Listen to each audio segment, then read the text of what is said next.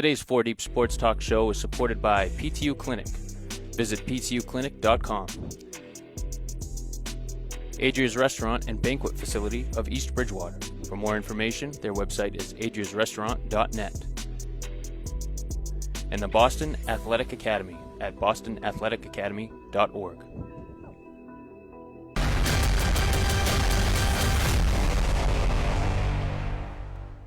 Welcome to 40 Sports Talk. We today will have Sarah Griffin, a sports journalist from, I believe it's the Boston Globe, right, Casey? Or I don't think so. Okay, never mind, not the Boston Globe. She covers professional lacrosse. The PLL is one of the leagues that she does, the Professional Lacrosse League. She is going to be calling in today in a couple minutes. And Lucy, she also works for the NHL. She works for the NHL too? Yeah. Nice, Casey. Yeah, apparently she's got a long list of her resume is quite long, so I'm really interested in talking to her.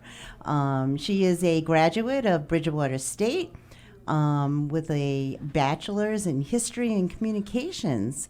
So I have a lot of questions as to how she got to be a sports journalist. Yeah, and she's why local, too. local arts, I mean, why local sports? So she must have a connection with the MIAA, as well as, a passion for lacrosse and hockey, women's hockey, baseball. That's first on her list. So quite interested in finding out more about her. So her name is Sarah Griffin. And yeah, as soon as she calls in, we're going to get going. I am just going to be paparazzi as I normally am and make sure the stream is working and everything else. So guys, you can take it away. Yeah, okay, so today we talked about Sarah Griffin. Yeah. One big thing about this is she's a local person who actually grew to obviously get to the NHL, get to the PLL. Mm-hmm. Pretty impressive to see that one. It's just a town over. She's from North Attleboro High School. Went to Bridgewater State, which is, of course, regional as well, and now she's working with the NHL, PLL. She even had some minor league baseball gigs that she was talking about on her website. Yeah. So almost every single sport she covers, not really one that she just lacks. We're going to talk to her about if she started off with about like youth sports, covering that type of stuff, or she just started immediately into professional sports. I think that's going to be a good way to segue into this. We are currently just waiting for the call right now. But Justin, obviously when you were researching this interview, you mentioned before the show the Family Guy connection with the last name. Oh. Yeah, it's going to be pretty funny to ask her about that for sure. Last name is Griffin, of course. Oh, yeah, because the family and Family Guy is Griffin. Yeah. Then, Casey, were you the one who set up this interview, basically, and got her to come in the studio? Yes, I am. What was the way that you communicated with her, basically? Was it just email? Was it phone calls? Or how did you get just this? like Messenger. Messenger? Yeah. Huh. Nice. That's awesome, Casey. So And- really, Casey, you Yeah. just kind of messaged her on Facebook and said, "Hey, do you want to come on the show?" Oh, yeah. That's Yeah. awesome. That's awesome. And she right away. Yeah, and the girl that called in a couple weeks ago when we had the North Attleboro field hockey team. Right. Yeah, she and Sarah, all of us, we're all good friends. Yeah. Oh, no kidding. Yeah. Okay. Oh, you talked to her in high school? Were you the same grade as her? Or? She was 2 grades above me. Oh, dang. Yeah. Did not realize that, actually. That's pretty cool to see. Yeah. And then did she do anything in high school that you could recall that really made you think that she was going to be in sports media, basically? I know she was on the gymnastics team. Oh, nice. Yeah. Yeah, no, that's actually really cool, though. We got to talk to her about how she switched from being an athlete to a broadcaster, of course. That's going to be pretty cool to see that connection. Yep, that was Oh, one of yeah. my questions as well. Yeah, we are just currently waiting for that call. It's about 12:05 right now. Should be coming in a couple minutes. And if you want to call in, it's 508-222-1320. Must That's be got to her. be her right now. Looks like we are getting the call right as we say that. One sec. Hello, you are live on 4D Sports Talk. Are we talking to Sarah Griffin right now? Yes, this is. Nice. Welcome to the show, Sarah. We are now ready to start the interview over the phone. Sarah Griffin's calling in. She is a sports journalist. She went to Bridgewater State, went to North Attleboro High School. Now she works with major leagues such as the PLL, the NHL, many more different leagues. So, Sarah, to start this off, would you want to give just the audience a little bit of a general analysis of how you started off in broadcasting and how your sports media career kind of blossomed? Yeah, so it's weird. I actually went to Bridgewater State to be a high school history teacher, and I've always been interested in sports and sports writing, but I never really thought it was anything like plausible for me. And then junior year, I kind of just started a sports writing blog on my own just for fun. I had done like a couple athletics, like internships, just doing like PR stuff for the communications department, but nothing crazy. And over time, my sports writing blog kind of started to take off a little bit, just because I was putting it everywhere on social media. And I kind of noticed, like, okay, like I was able to get a following of these people that were reading my articles. So I was like, maybe it is something I can do. And so then senior year, I switched from education to just communications and just basically took on a bunch of random different internship roles. My first like not major, but my first role as like a sports writer was with a hockey website, just covering the Bruins, which then led me to working for the Providence Bruins. And from there, it's just kind of gone up. I've had a few different jobs now over the years, but now I've settled in with the NHL as well as professional lacrosse. No, that's awesome. It's really cool to see the journey, basically going from where you started off. You said you wanted to be a high school history teacher. I can't imagine a couple of years ago you thought you were going to be doing all this with the NHL especially.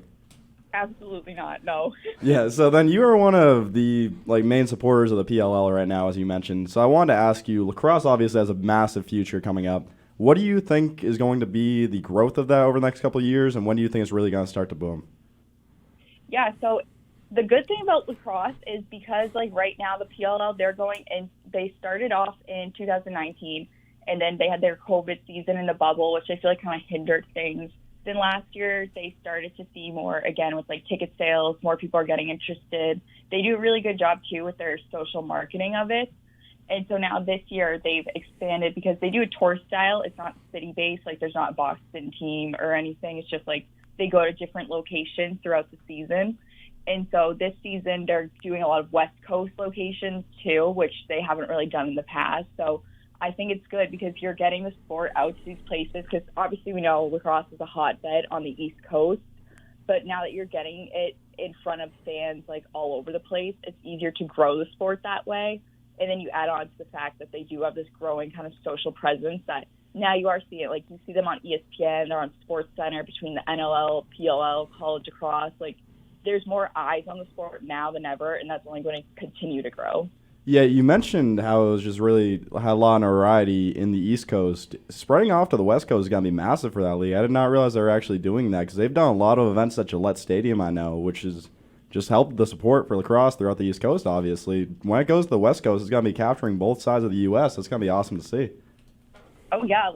I think they're going to Seattle in August, and that's the first time I think that there will ever be any big lacrosse there. And I was talking to my podcast co-host about this, because we were I don't really know what the lacrosse scene is like in Seattle, but then you also take into account Canada, they love lacrosse there, and that's so close to the west coast of Canada that I know some people from Victoria, British Columbia, they're yeah, we're going to take the trip down to Seattle because they've never seen a PLL game, because they are usually on the East Coast. So then you do have those people on the west coast of Canada too that can now make that trip.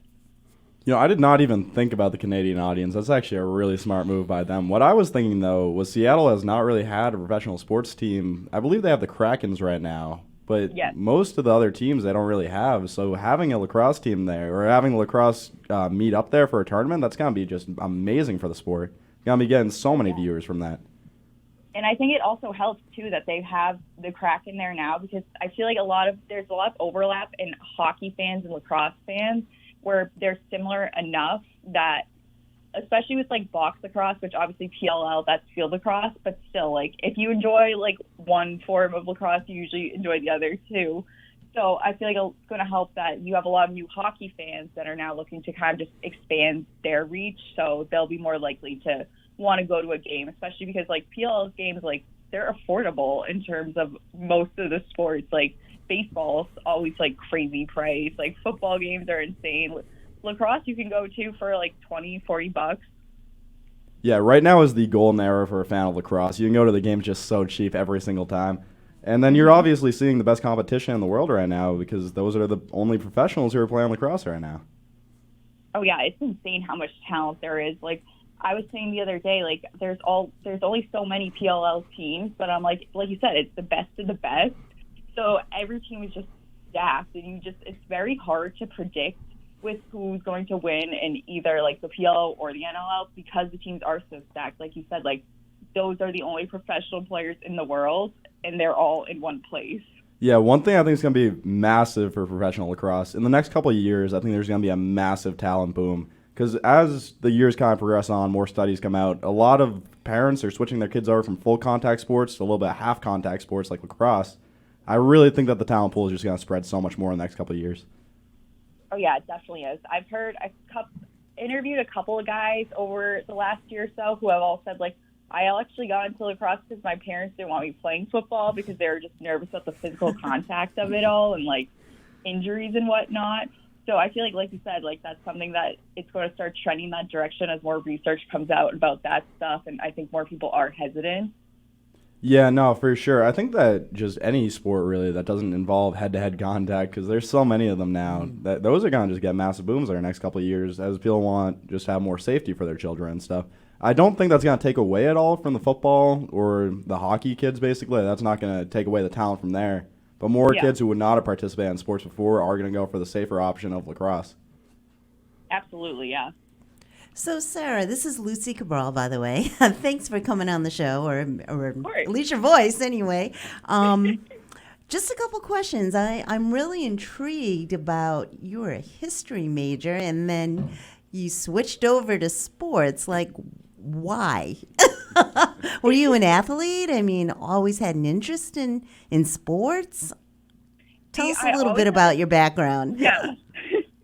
I did always have an interest in wanting to work in sports. Like my first big love was baseball, and I remember watching in elementary school because my family diehard Red Sox fans, like most people in New England. Right. And I remember seeing on NESN all these female reporters that are at all the games, and in my house, just oh, they're going to all these baseball games. They get to talk to the players. I just thought that was so cool. That's something that I really wanted to do. But then as high school progressed and stuff, and I looked more into it during the college process, I was I don't really think that's something that's a likely path. A lot of people want to do that. And I know it involves you need all these high-end internships, or at least that's what I thought. You have to be working at ESPN and stuff. And I was I'm going to go to Bridgewater. I knew I was going to Bridgewater, and I'm I like history, I like teaching, so that's kind of just what I stuck with. And I did graduate with my history degree. I dropped the education program, but I was I made it this far with history. So then I just picked up the communications and replacement. But yeah, just kind of junior year, I realized that as I was doing all this sports writing on my own and stuff, that's where my passion was. And it definitely took me a while to make the decision, just because I'm that's pretty risky. I don't know, again, sports media, so many people want to go into it, whereas I'm teaching, the world's always going to need teachers. So I was very hesitant. It took a while and a lot of talks with my parents before I made the switch. Yeah, no, that switch definitely worked out for the best in the end, though. So, Sarah, we are approaching our first break right now. Could we keep you on the line for a couple more segments of the show, basically? Yeah, absolutely. Okay, nice. Thank you, Sarah. We will be right back. We have the interview right now with Sarah Griffin. She is one of the writers for the PLL, NHL, many other sports. We'll be right back. This is 40 Sports Talk. We'll see you soon. A popular destination, Adria boasts a breathtaking panoramic view of nature in all of its glory in each and every season. Upon visiting their 200-seat restaurant, you will see 3 distinctive areas. The lounge area includes their spacious 26-seat dining bar, high-top tables, and dining tables, all with viewing access to 7 high-definition televisions and 3 Kino monitors. A second area set apart from the lounge offers booths and tables to accommodate every member of the family. The third area, a few steps down and separated from the main restaurant by windows, is known as the Fairway Room. It is surrounded by a wall of windows offering not just a fabulous view, but a feeling of serenity and tranquility. It is a favorite spot for lunch, dinner, and functions. It is perfect for a romantic dinner, a casual family gathering, business meeting, or any large group for that special occasion.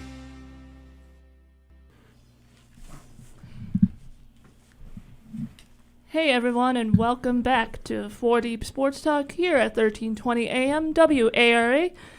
We are here talking on the phone with Sarah Griffin. Hey Sarah, it's Catherine Conley. How are you? Hi, Catherine. I'm good. How are you? I'm good. Yeah, it's great to hear your voice. I know. I'm so excited to be on here. Me too. Yeah, so I wanted to ask you, what does professional lacrosse, like the PLL, is that like another kind of league? Well, we're like a girls' league? Yeah, so there's actually, I was confused about this at first too when I got into covering professional lacrosse. So there's the PLL and there's the NLL. So the PLL is the Premier Lacrosse League. That's played in the summer. It's field lacrosse. Whereas the NLL, that's being played now, it's the National Lacrosse League. It's mainly more predominantly Canadian, but there are teams they are city-based in like Georgia, San Diego, Fort Worth, Denver. But they play box lacrosse, which box lacrosse isn't as big in the United States. It is more a Canadian thing. And it's very similar almost to like a mix of hockey and basketball, that it's indoor. There's only like 5 guys on the floor for each team at a time. And it's a lot more fast-paced.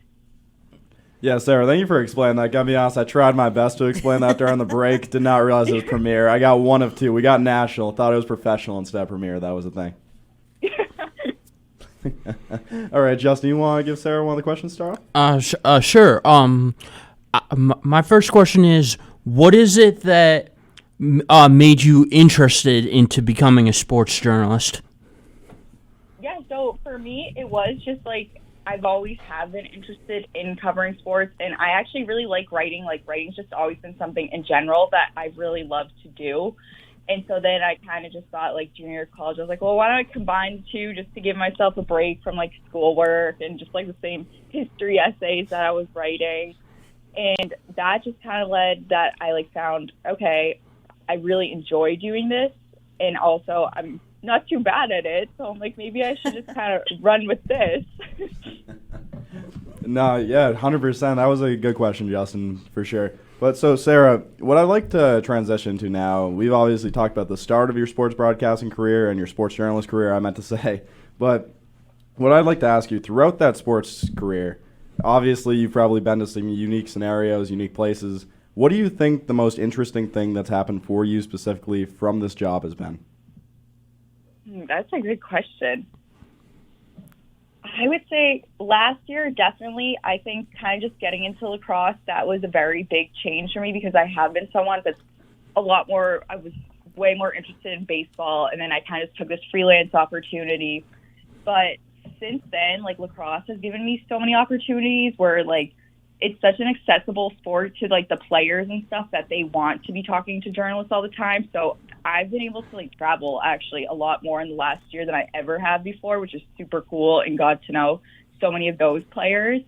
And then in turn, that kind of led me into my NHL job that I have now, which has been, like, insane. I just remember during my training session for the job, I had to go to Warrior Ice Arena where the Bruins practice, and I had to, like, fill out some paperwork or whatever, but I was just, like, in there with, like, all these, like, high-ups in the Bruins organization. I was like, I do not belong here, but this is so cool.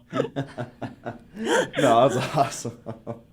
The players must look like giants to you, huh? Oh, yeah. Some of them, I'm just like, I don't even know how we are, like, the same species. Like, you are just, like, huge and muscular. I'm just, like, this 5'4" girl. I have to tell you, I sang the national anthem before one of their games.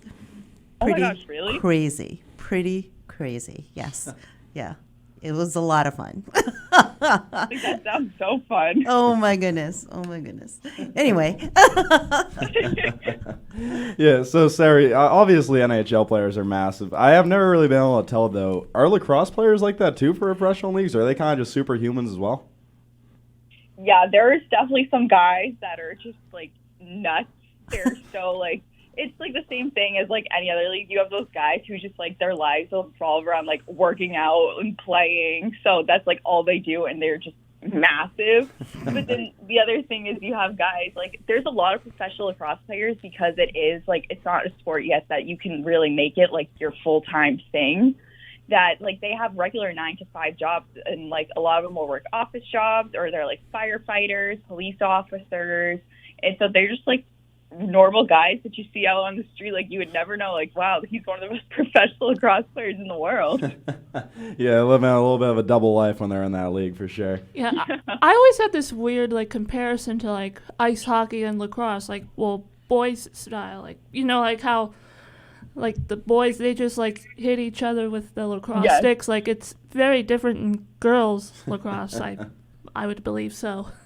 Yeah, oh, no, yeah, 100%. there's definitely a huge difference with men and women's lacrosse. Because women's lacrosse, I've mainly just watched, like, college women's lacrosse. And even then, like, you have the best of the best players, but it's such a completely different game, even just from, like, the men's field. Because men's field lacrosse, like, even if fighting's not allowed or anything, you still see them, like, hacking at each other and, Oh like, yeah. going right at them. Whereas women's have so many rules in place to make sure that no one's going to, like, get smacked down to the ground that it's a lot more... Like, you have to be very particular with your defense in women's lacrosse. Yeah, Casey, I used to play a little bit of men's lacrosse, and one thing that everyone on the team basically would do, they'd tell each other where the weak points in the like opposing people's padding would be. So there'd be like points in between the forearm, points in between the shoulder, where if you smacked right there, it hit them, but it wouldn't seem like you hit them, so you'd perfectly get away without fighting. Oh yeah. Girls lacrosse has none of that, I can promise that. Oh It- no, I know. I played lacrosse for 1 year. Yeah, in high Casey? school. Yeah. Nice, that's awesome. I forgot about that, honestly. Yeah. So we still have about 5 minutes left before the next break. But what I'd like to ask you about, Sarah, would you like to start talking a little bit about, I believe it's 3 podcasts I saw that you're a part of, realizing 2 of them might not have been podcasts, 2 of them were websites, which were the Pitcher List and Lacrosse Flash I'd like to talk to you about first. Yes, so Pitcher List, that's where I started off for baseball writing. It was actually July 2020, so it was right as that, like, baseball COVID season was opening up. And Pitcher List, they're, like, very well known in the baseball community just for their, like, statistics and analytics. They've come up with all these, like, crazy stats, and will admit I'm not a big baseball, like, advanced stat person, so I was like, I don't know how well I fit in here, but they're like, no, like, we need someone to keep it, like, lighthearted and, like, give, like, the stories that, like, aren't as, like, okay, here's this guy, like, WBA, like, all these crazy acronyms. And it's been really fun because I've met so many, like, super, super smart people in baseball and gotten connected to them. And it was, like, my first, like, real, like, professional writing experience outside of, like, the Providence Bruins, which I was only at for a few months because then their season got canceled. And then now I'm at Lacrosse Flash, which is where I do pretty much all my lacrosse coverage for the NLL. For the PLL, I'm working directly under them, so I probably won't do as much then with Lacrosse Flash. But, yeah, so I do writing for them as well as their socials. Nice, yeah. So that's I was kind of just awestruck for a second when I was thinking about it. You started off with Pitcher List during the COVID boom, basically. You kind of took one of the most select jobs during one of the hardest times to find those jobs. That's really impressive. Yeah, I got lucky with that because I had been connected with one of the presidents of Pitcher List. Like, we had spoken once in a while, and he said that he was reading my articles because at this point I was just, like, during the COVID time, before I got that position with Pitcher List, I was still just running my own blog, and I was like, all right, I'll just put as much out as possible. I have all the free time in the world, like everyone else right now. So I'm like, I'll just keep putting stuff out so I have, like, stuff for my, like, portfolio or resume down the road. And then he, like, reached out to me. He was like, yeah, we're looking for one more writer. Would you be interested? I'm like, yes. Yeah, some people use the extra time during quarantine to maybe take a couple like trick shot videos, learn how to cook. You kind of started your entire career during that. That's a better use of time than anyone else during that, I can't say. Mm-hmm. Big time. Yeah, it was a good time for me to just kind of focus mainly on my career in writing, and which it was hard at first just because there was no sports being played, but I'm like, whatever. There are people who are still able to do it. I can try my best, and it worked out. Yeah, no, definitely worked out. The fact that you could even report on sports during the time where there were no sports obviously shows that you have a place in this industry. If you're able to do it when there's no other like content to base it on, that shows that you're one of the best in it. That's great to see. So one thing I want to talk to you about, obviously, is the podcast I saw that you're part of, Saturdays and Seltzers. Would you want to explain to the audience what that is a little bit? Yes, so it's me and my co-host, Kendra Middleton. She works for NESA, and she does college sports, like ringside reporting, and she's also one of the hosts on Dirty Water. And so basically we kind of just, like, met over the summer. It's saw we had a lot of similar interests. We're like, there's not a ton of podcasts out there that's just like two women talking about sports. And I'm like, she's very much more of a football, basketball person. And then I'm obviously more like baseball, hockey, lacrosse. So like, okay, we can cover a lot there just between the two of us, So we just decided to get together. And so it's just a podcast we do once a week where we just kind of go through all those different sports news from each of those sports, as well as some pop culture stuff. And then just like regular like friends just talking back and forth. And it's super fun. Yeah, you made a really good point when you said there's not really that many podcasts about sports that are hosted by two women. There's a massive amount of woman fans for, obviously, the MLB, PLL, NHL, obviously, the other sports leagues. They should have representation on a podcast like you're doing. That's just great to see it for the community, for sure. Absolutely. Yeah, absolutely. And we try and have guests every, couple weeks or so. And we started off, so our first guest is actually a PLL player, Matt Rambo, and, he's awesome. He's one of the best. But after that, we're as cool as that is, I'm like, we are a women's podcast, women's sports, whatever. So now our thing has been just only having female guests. And it's been so cool just to, talk to so many women who work in different industries and different sports. Or we've had, a professional women's hockey player on. It's just been really cool to hear all these different women's stories about what got them involved in sports. Yeah, from what I can tell, the matriarchy is taking over now. It's great to see. Yeah, no. So throughout, obviously, doing that podcast with your host, would you say that has kind of brought you two a little bit closer? Obviously, both of you working for reporting professional leagues. Has that really just improved both of your actual professional lives and basically made you a little bit more comfortable behind the scenes? Oh, yeah, absolutely. I know for me, I've been someone that I'm don't put me on camera. I'm so bad at, just, speaking. And so I was I don't know how well I would do on a podcast. But since then, after I got over that, first, few-week hump, it helped me so much just, in interviews, not just, job interviews, but also just, interviewing players or this summer, I'm going to be doing a lot more work at the PLL, in front of the camera, which normally that would, freak me out. But I'm okay, no. I feel comfortable. I can do this. I now have experience. And so, no, it's really healthy in that aspect, as well as also just because I do kind of live in my little bubble of, baseball, hockey, lacrosse. I feel like I have a lot more knowledge now just about, all these sports that I don't pay attention to, but I'm listening to Kendra talk too about it, and she's so smart, knows so much about what she's saying. Then I'm okay, this is cool because I get to talk about what I want, but I'm also learning. Yeah, no, after doing all that, you can definitely hear the confidence when you speak. There's not really any stutters, not really any searching for the words that you're trying to put down. I think that's just definitely helped for practice. I do too, and what's really funny is we'd really love to see you and have you in studio. From the pictures that I saw online, I'm like, oh my God, she's a knockout. Seriously. So being on camera, I think you're going to be fine. Well, thank you. I needed that confidence. Well, I think that's a perfect way to segue into our next break. Sarah, we'll be right back to speak with you. We have Sarah Griffin on right now, a journalist who covers the NHL, MLB, as well as the PLL and NLL. We'll be right back. This is 48 Sports Talk. Thank you for listening. Hi, this is Megan Chase of Jack Conway Real Estate. Jack Conway has been providing top-quality real estate professionalism since 1956. I take personal pride to ensure that my clients are happy with the services I provide. It is my job to make sure that you are fully involved and fully informed and have all the information to make the right real estate decisions for you and your family. Please feel free to reach out to me. I would love to be a resource for you.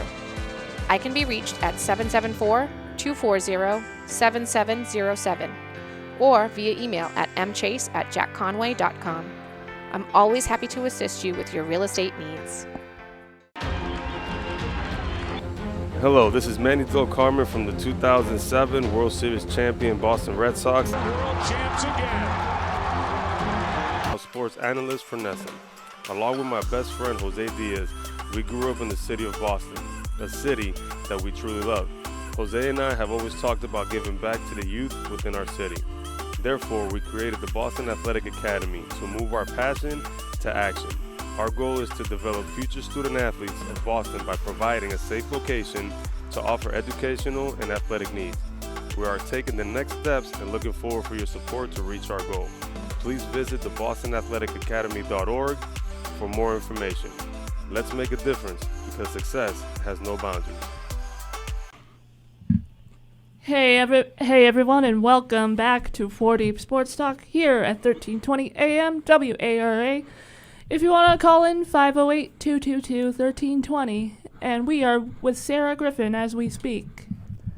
So, Justin, do you have a question? Yes. Sarah, this is Justin Ferrer again, and my second question for you is, if you played any sports, what sport did you play the most? Ooh, I did play lacrosse growing up, but weirdly, I think the sport that I played the most, I don't know if I was super into like dance, like competitively. I did that all throughout elementary, middle school, high school, and then some of college as well, actually. Hey, Sarah, if I remember correctly, you did do gymnastics in high school, right? Yes, I did. Oh, okay. Sarah, so far throughout this interview, I have not just heard one thing you could not do. That's insane that you did dance and Right? gymnastics too on top of the broadcast. Wow. No, that's awesome to see. Did you say that you did a little bit of dance at Bridgewater State? Yeah, we just had like a dance like company team type thing, and I just did it for senior and sophomore year, and then once I was like, okay, if that was good, I was still like, yeah, I'm going to be a teacher. So I'm like, well, I have student teaching coming up. Like, I have to balance my time better. So. No, that's just great to have those skills in the back just in case you need them one day. That's really cool to see. Yeah, you never know. Yeah, no, one day you might have to just dance for the crowd at one of these games or something. Might end up being a little bit of Macarena or something. We see that. Okay, then Casey, do you have any follow-up questions you want to ask real quick? Yeah, I did. I was just wondering, like, what is the difference between boys hockey and girls hockey? Yeah, Because so we rarely see any girls hockey on TV. I know. With women's hockey, there's actually two different professional like leagues kind of going on. But I actually used to cover the Boston Pride. I did their podcast. Like when they first started off, they had a podcast, and it was me, Spencer Fischetta, who now is, I think he's like hockey analytics at Yale, to be honest, like some like crazy cool job in hockey. And then their head coach at the time. And so I like went to a few Pride games just to kind of get a feel for it. And I feel like the women's game, it's kind of like the same thing with like men and women's lacrosse. It is not definitely as like hard hitting, but I almost feel like it's kind of a lot faster because like you can't be making these dirty plays, and like there's a lot more restrictions on the type of hits that you can take, so that they're so skilled. Like I'm watching them and I'm like, I can barely stand up on skates, let alone like handle a puck the way they can and like weave in and out of each other. Yeah, no, seeing hockey players in person always blows my mind. Just the speed that they're going at is just crazy to see the turns they're making too. Oh, it's so nuts. Yeah, then you obviously mentioned how there's a slight difference between boys and girls lacrosse, where the fact that you can't have as many hits as boys lacrosse for girls lacrosse. Do you think that kind of leads to just a little bit more smooth play in transition that you see? Obviously, they're not going to crash the boards. They're going to make the pass. They're going to disrupt the passing lanes. Has it kind of become more of a skill-based than a physical-based game? Yeah, I definitely think that's how I always view it when I view the women's game, just because you hear so many people like, oh, women's like lacrosse or hockey is more boring because there's no like hitting or anything. I'm like, are you actually watching? Because they are so like, I feel like it adds to it because they're so skilled. They don't have that option to just like smack into each other. That it's like, okay, you have to be the best of the best, like to beat each other out in these like defensive battles. And when you're in transition, you have to be the fastest person out there. Like you can't just slam into someone to get yourself in front of the puck or whatnot. Yeah, when you can't rely on physicality, that's really when you see who is the best of the best, for sure. I used to not really be too interested in women's sports. I cannot lie to you, Sarah. Then everything completely changed when I started announcing girls lacrosse last spring.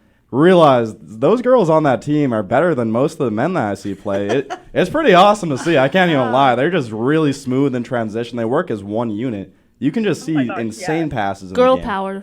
There you go. It's pure athleticism, I feel like, in women's sports. Like, that's all you see is just like how they're so talented, so skilled, just pure athleticism. No, 100%. It can't be faked at all. And then, Justin, did you have any questions you'd like to ask her?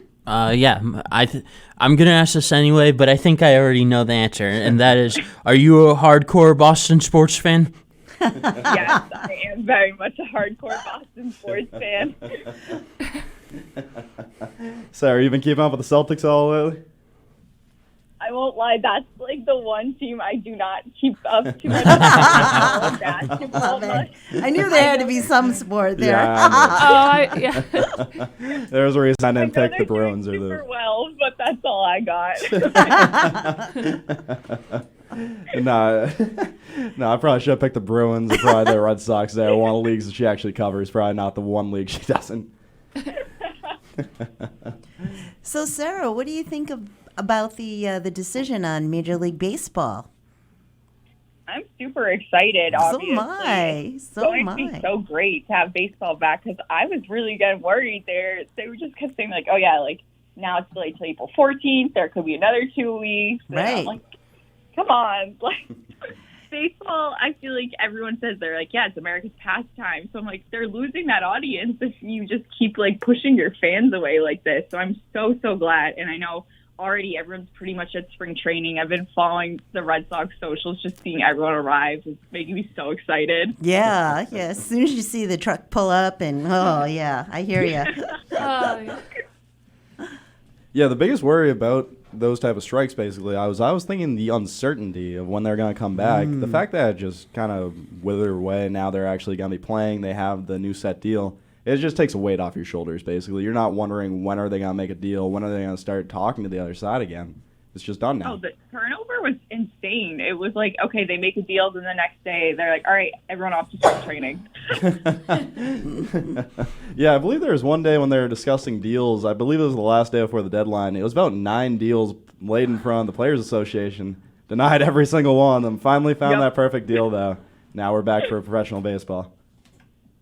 Thank goodness. Yeah, 100%. It's going to be a lot better having them back on TV. So, Sarah, I have another question. Do you cover any local high school sports?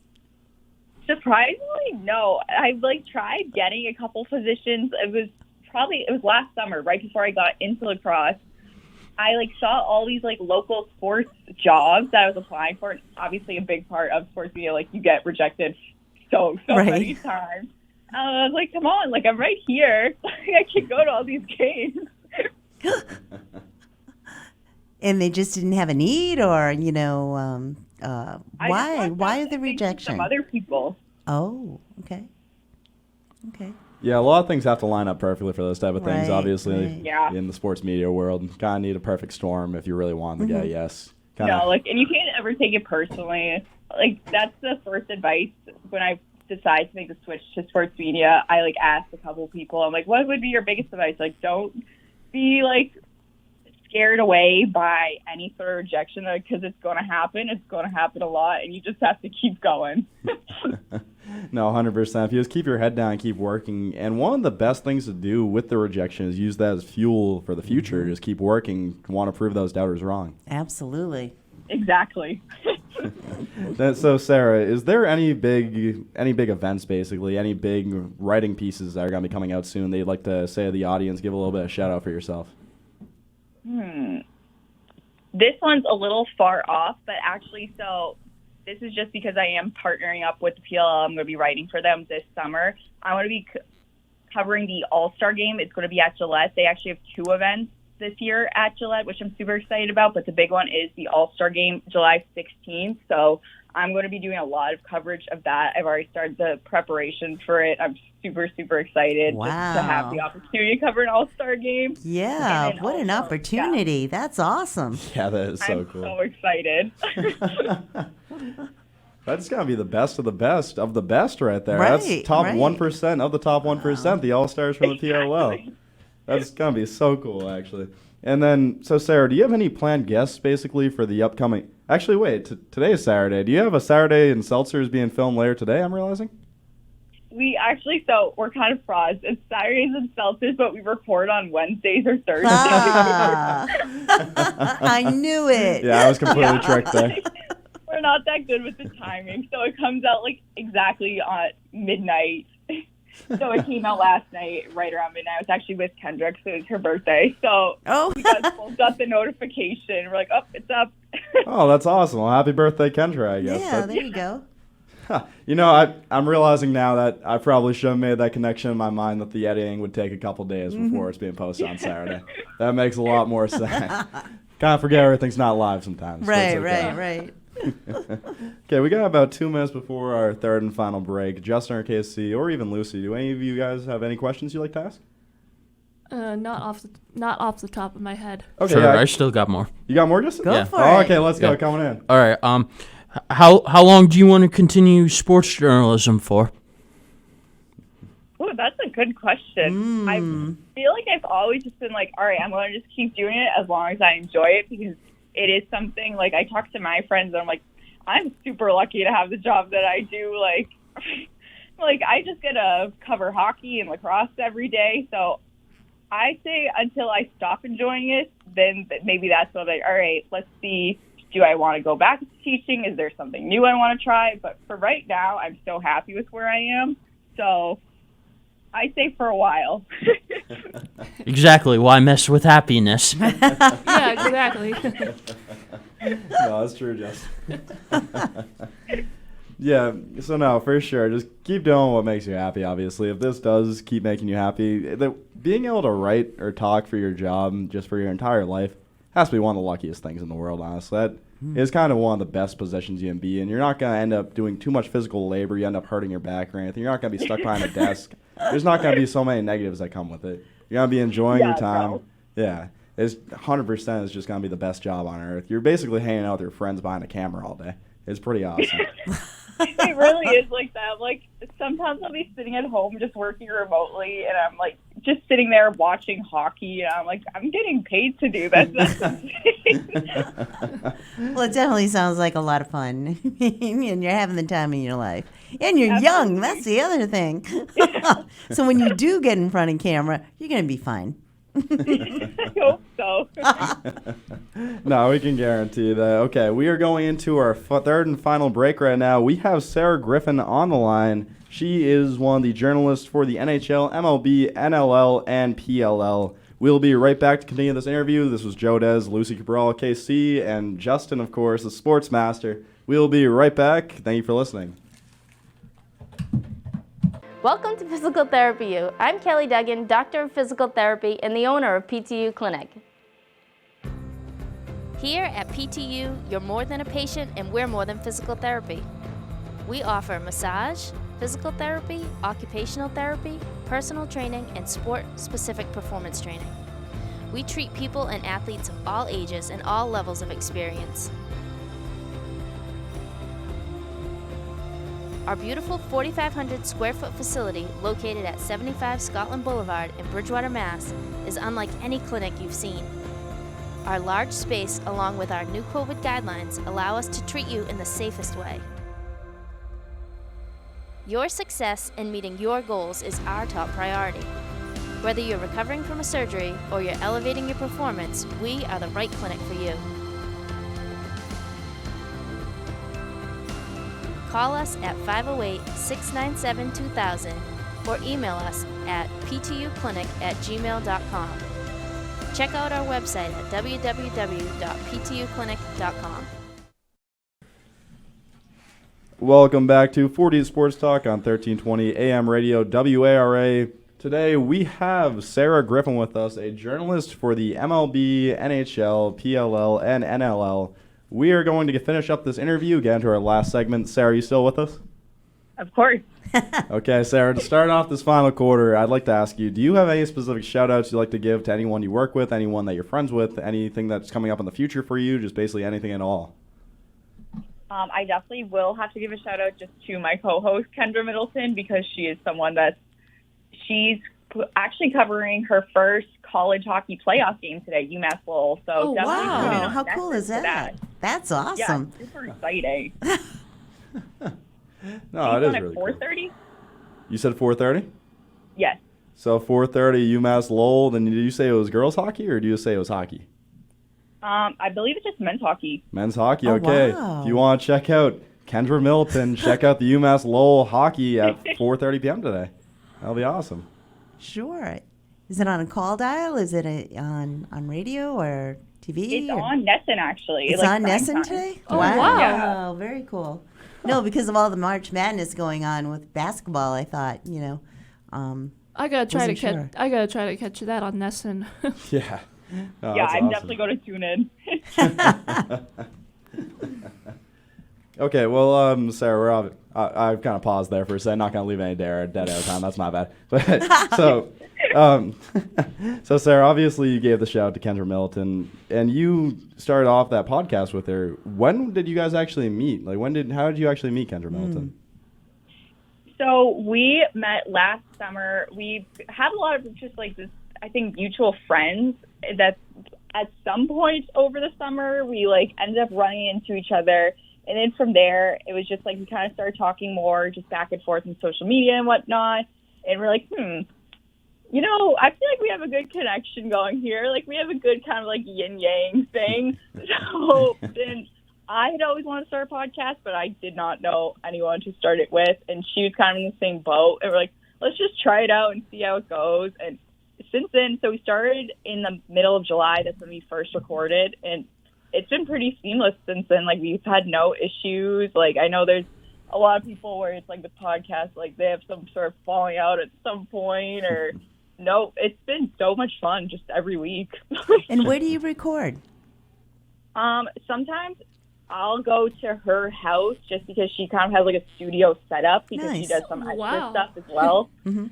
Like she does a lot of like stuff with DraftKings, so she'll record stuff in her apartment, in her office. So sometimes I'll go there. But for the most part, I just record from my house and then we are just over Zoom and do it. And she's really good with all the editing and she's like very skilled actually with editing. That was like an understatement. I don't know how to do any of that, but she always makes it sound like top tier. So is that podcast just audio or is it video as well? It's audio and video. We also post it to YouTube. Oh, nice. No, that's awesome. Sometimes it really does help when you can see the people talking's actual face because it really connects you to the person a lot more. Absolutely. And then you Yeah. mentioned the yin and yang aspect with you and Kendra. Having someone that you can play off like that, a little bit of compatibility, obviously opposites attract like that, that makes it just so much a better show. You can't really have everyone with the same exact opinion. You need someone who does a little bit of diversity within that. You need to have it just split up a little bit. Oh, yeah, it really works out because, one, our personalities are so different, but then also, so Kendra's actually from Jacksonville, Florida, so she's not a Boston sports fan, Oh. which makes for, like, some great conversations, especially when it comes to football because she's a Jaguars fan. Absolutely. She's a Jaguars fan? Oh, Yeah. yeah. Okay, gotcha. So do you guys like have like a rivalry like between Boston and like Jacksonville sports? Not even really, because obviously the Jaguars are so bad that it's easy for me to poke fun at her, but then at the same time, she's able to poke fun at me because she's like, you're just like stereotypical Boston sports fan, like think you're better than everyone. Because I gotta tell you, in my household, my mom, she's actually from Chicago and she grew up a Bears fan, and we would sometimes like be a rivalry like when they would play against the Patriots. Oh yeah, for sure. That's like when the Jaguars came to New England, I was like, oh, you guys are not going to want to watch this one. Like, Oh. Kendra did end up going to the game, and of course the Jaguars got like blown out. So that was kind of like a little rivalry we had that week, but I think we both kind of knew what the results would be. Yeah, Sarah, you talking about that remind me of this. There was a quote from Joel Embiid, who was the main center for the Philadelphia 76ers, and they were talking about the rivalry with the Boston Celtics, basically. And he just looked at the camera and he said, we don't have a rivalry. They just kill us every single time we play them. That's basically how it is with Jacksonville versus New England. There's really no rivalry there. Exactly. Okay, so Sarah, as we basically finish this up, is there any final shout-outs? We obviously asked you that at the beginning of the quarter, but is there anything, as like the end of the show comes to wrap up, is there anything you'd like to say to the audience before we end this? I think my big thing would just be obviously pushing that lacrosse coverage. So if you are interested in lacrosse, I would say definitely follow Lacrosse Flash. Of course, we have very good coverage of that. But also just anyone in the New England area, if you want to go to a lacrosse game, the PLL is coming for the All-Star game, as well as the first round of playoffs is actually going to be at Gillette, too, in September. Nice. Yeah, Sarah, I can promise you I'm going to get as many people as I can to make a big group and go to that All-Star game. It's going to be awesome. Yes, please do. Okay. Definitely. And you know what? At a later date, I'd love to have you and your co-host here live in the studio. Yeah, definitely. That would be cool. That would be really fun. Yeah, definitely. Love to have you both. Yeah.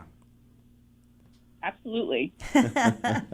Okay, well, Sarah, we were just going to finish the show by reading a few scores. Would you like to stay on the line, or would you want us to let you go? Because I'll be honest, you might not be too interested in the local sports. I would say I don't want to hold you guys back. So. Yeah. Okay, well, this has been Sarah Griffin. There, you can check her out on multiple platforms. There's thepitcherlist.com, lacrosseflash.com. Her own podcast right now is Saturdays and Seltzers with Kendra Middleton. You can check out, even if you look up Sarah Griffin, your first website that comes up is her. You're going to be able to find her pretty easily. Yeah, thank you so much for coming on, Sarah. It was great to hear from you. Really appreciate it. You were great. Yeah, you did great. Awesome. Thank you. And like I said, we'd love to have you and your co-host back here in studio live at a later date. 1,000%. Excellent. Yeah, thank you, Sarah. This was awesome. You were just amazingly spoken during this. Thank you so much. I hope you guys have a great day. Yeah, You too. as well. Thanks. Bye. Bye. Bye. Okay. Well, that was Sarah Griffin. That was a great interview, guys. That was awesome. Oh, That's yeah. great. Okay, we are going to finish this up with some sports scores. Casey, I believe that you've got a couple that you want to read, right? Yeah, it was only from Division 1. Are we going to have music? You know, Casey, I almost forgot the music. I'm going to load that up right now. How dare you, Joe? No, I know. Uh-oh. No, Uh-oh. Casey, I'm shocked you didn't get a little more mad at me there. You were a little too calm for that. I almost forgot the biggest part of this. Oh, no, it's okay.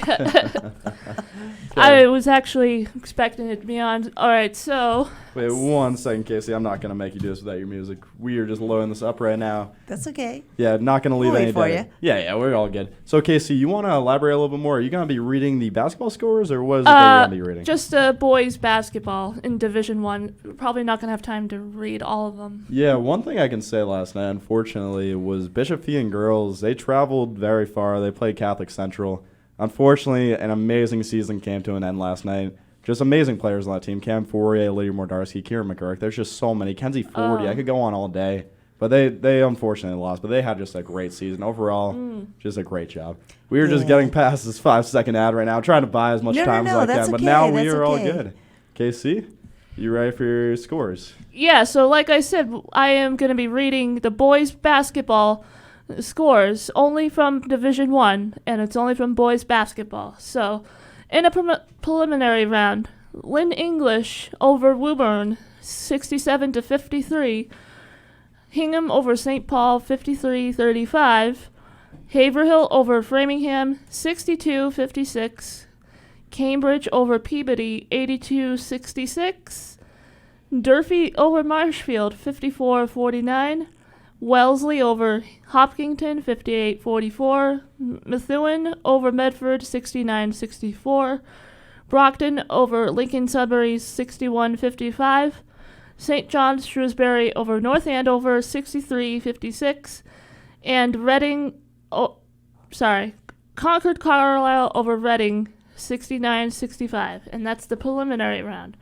And in the first round, BC High over Lynn English, 82-43.